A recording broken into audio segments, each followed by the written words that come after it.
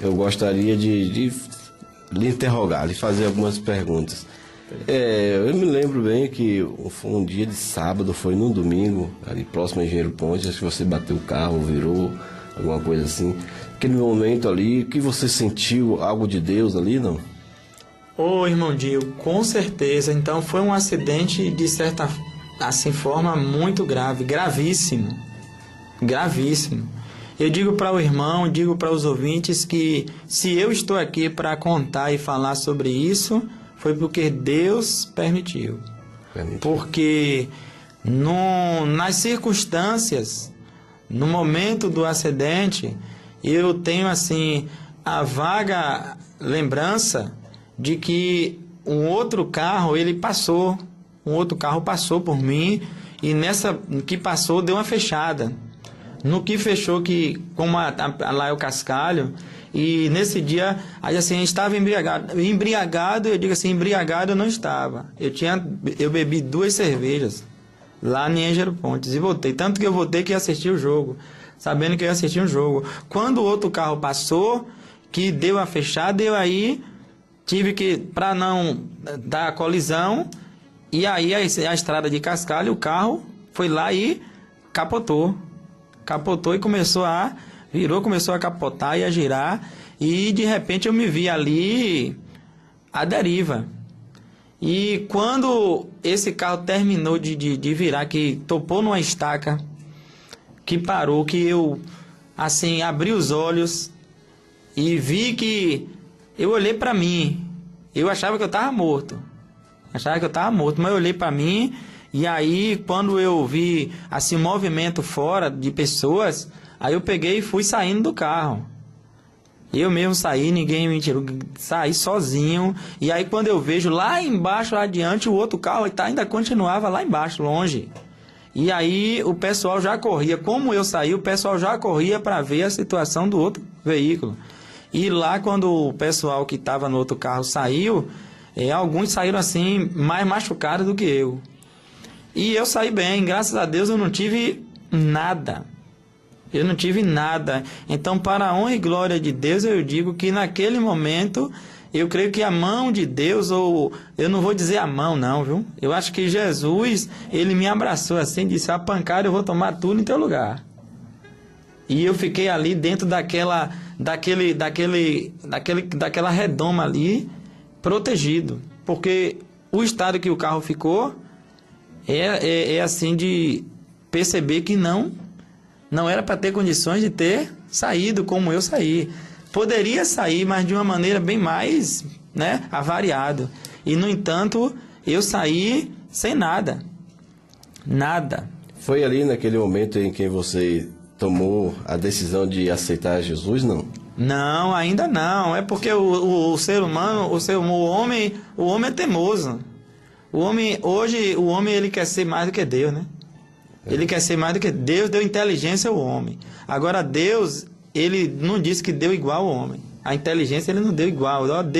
Fez o homem mais semelhança. Agora não diz, deu a inteligência igual.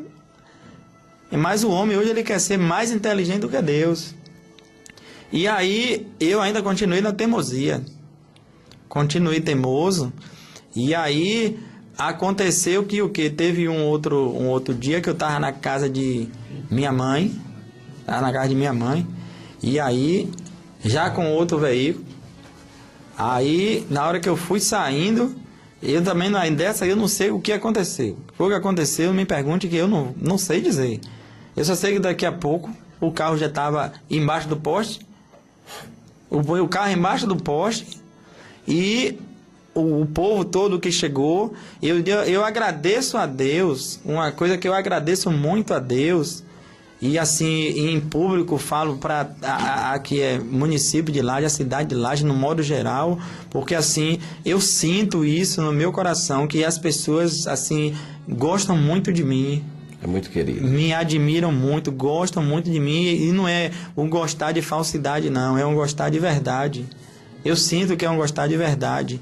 E assim, quando eu vi aquele povo todo ali, e todo mundo colaborando, e o poste está caindo, e o o pessoal chega, não, a gente vai tirar e vai tirar o carro e vamos embora, e aí daqui a pouco junta todo mundo e consegue e vai, e ali tá eu novamente.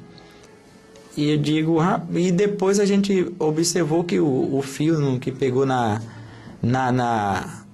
árvore incendiou, queimou a árvore verde lá, tudo, e queimou. E aí, daquele momento, ou naquele momento, não foi no outro, mas naquele momento, a partir daquele momento, ainda não foi o momento definitivo.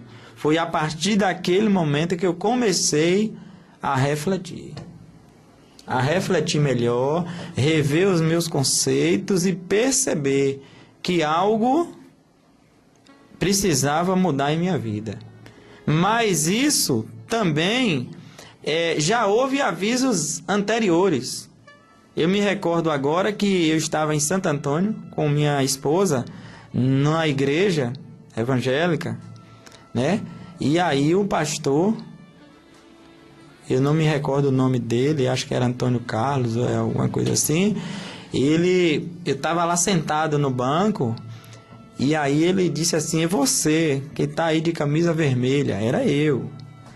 Olha, ele me chamou lá à frente na igreja nesse dia e começou a falar comigo: ó, Deus tem um plano para você. Você vai passar por situações para você ver como é. E aí, depois que teve tudo isso aí, me veio isso à minha mente. Ele disse, porque antes eu não tinha essa... Eu ficava mais ou menos assim, né? Achando que aquilo ali era charlatanismo.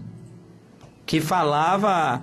Só começava ou alguém passava alguma informação, que conhecia a gente e tal. Mas quando eu lá naquela igreja, que praticamente ninguém me conhecia, e aquele pastor me chamou para falar comigo de coisas assim que realmente na minha vida estavam assim marcadas, e coisas que vieram a marcar a minha vida.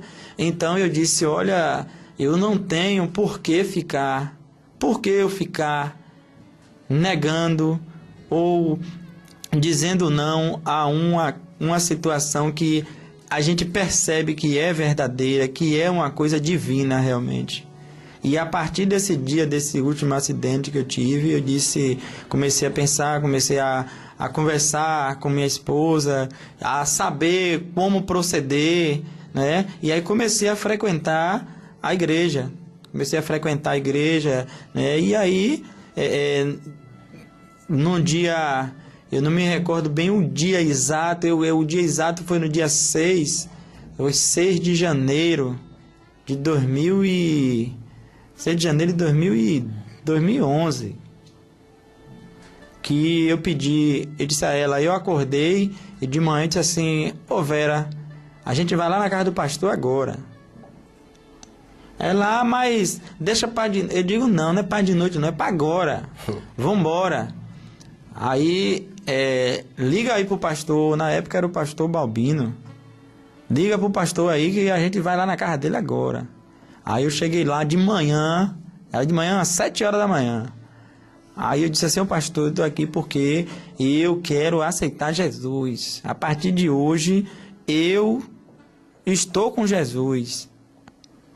Estou com Jesus porque eu vejo que Deus tem um plano para a minha vida, que Deus, Ele me livrou, Ele me libertou e Ele fez eu perceber que eu preciso fazer a obra de Deus, eu preciso estar junto, ajudando, porque foi para isso que Deus nos pôs no mundo. Porque Deus nos fez a sua imagem e semelhança. E a obra de Deus não foi para prejudicar ninguém, não foi para maltratar, não foi para denegrir ninguém. Não foi para isso, não foi para envergonhar. Porque muitas vezes eu me sentia envergonhado. Deus não fez o homem para ele se envergonhar. Deus fez o homem para ele ter orgulho de ser uma criatura de Deus.